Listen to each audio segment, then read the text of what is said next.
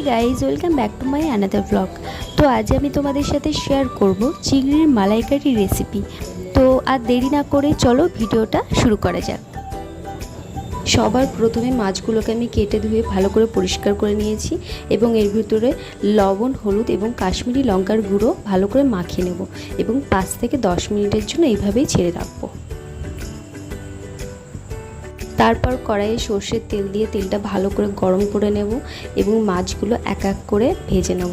এপিট ওপিট করে ভেজে নিতে হবে, দেখতে হবে বেশি যেন ভাজা না হয়, কারণ চিংড়ি মাছ বেশি ভাজলে শক্ত হয়ে যায়। তো এপিট ওপিট করে একটু লাল লাল করে ভেজে আমি মাছগুলোকে তুলে নেব। তারপরে আমি কড়াইয়ে দিয়ে দেব গোটা গরম মশলা। এর ভিতরে আমি দিয়ে দেবো জিরে, ধনে, কাঁচা লঙ্কা বাটা, পেঁয়াজ এবং টমেটো বাটা। পেঁয়াজ ভাজাটা যখন একটু নরম নরম হয়ে আসবে তখন তার মধ্যে আমি কাজু আর সর্ষে বাটাটা এর ভিতরে দিয়ে দেবো। দেখো কত সুন্দর একটা কালার এসেছে। এটার ভিতরে অনলি কাজু বাটা আর সর্ষে বাটা আছে। এবার এটা আমি খুব সুন্দর করে নাড়াচাড়া করে জিনিসটা মাখো মাখো করে নেব। পুরো মশলাটা যখন দেখবে একটু লাল লাল হয়ে এসেছে তখন তার ভিতরে দিয়ে দেব আমি আদা বাটা আর রসুন বাটা এবং দিয়ে দেবো এর ভিতরে স্বাদ মতো লবণ। তোমরা তোমাদের টেস্ট অনুযায়ী লবণ দিতে পারো। এর ভিতরে মশলা এর মধ্যে আর দেবো না। তো এটা যখন ভালোভাবে মশলাটা হয়ে যাবে তখন এক এক করে চিংড়ি মাছগুলো এর ভিতরে ছেড়ে দেব।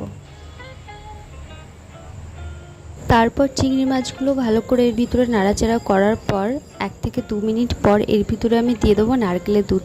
নারকেলের দুধ আমি এর ভিতরে দিয়েছিলাম, কিন্তু ভিডিওটা আমি করতে পারিনি একটা কারণে। তো তোমাদের জানিয়ে দিলাম এটা ছিল নারকেলের দুধ, তোমরা চাইলে ঘরে থাকা দুধও দিতে পারো। তারপর এটা কিছুক্ষণ নাড়াচাড়া করে আমি এটা ঢেকে রাখবো 5 থেকে 10 মিনিট মতো। এটা 5 থেকে 10 মিনিট পর আমি এটা খুলে দেখছি সুন্দর একটা কালার চলে এসেছে। তো দুধটা একটু বেশি দেওয়া হয়েছিল, তার জন্য ঝোলটা একটু বেশি হয়েছে। তো আমি আরেকটু ভালো করে ফুটিয়ে নিলাম। তো তার সাথে সাথে আমি এর মধ্যে গরম মশলা দিয়ে দিলাম, তাহলে স্মেলটা খুব ভালো আসবে। তো গরম মশলাটা তোমরা লাস্টেও দিতে পারো, আগেও দিতে পারো, আমি একটু আগেই দিয়ে দিলাম। এবার ঝোলটা একটু কমে আসলে এর ভিতরে আমি দিয়ে দেবো 1 চামচ মতো ঘি। ঘিটা কিন্তু দিতেই হবে, কারণ ঘিটা না দিলে চিংড়ির মালাইকারি সে অরিজিনাল টেস্টটা কিন্তু আসবে না। তো আমি দিয়ে দিলাম এর ভিতরে 1 চামচ মতো ঘি। ঘি দেওয়ার পর কিছুক্ষণ মাছগুলোকে ফুটিয়ে আমার পুরোপুরি রান্নাটা রেডি হয়ে যাবে।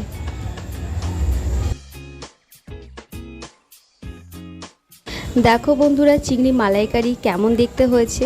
দেখতে তো অসাধারণ সুন্দর লাগছে। আর এর ভিতরে কাঁচা লঙ্কাও আমি দিয়েছিলাম। তোমরা যারা কাঁচা লঙ্কা ভালোবাসো না দিলেও পারো, কোনো অসুবিধা নেই, কিন্তু আমার ভালো লাগে আমি দিয়েছি। তো পুরোপুরি রান্নাটা আমার রেডি হয়ে গেছে।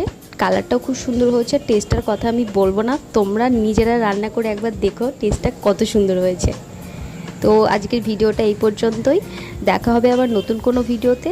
ভালো থেকো, সুস্থ থেকো, আর চ্যানেলটা সাবস্ক্রাইব করতে ভুলো না যেন। Thanks for watching.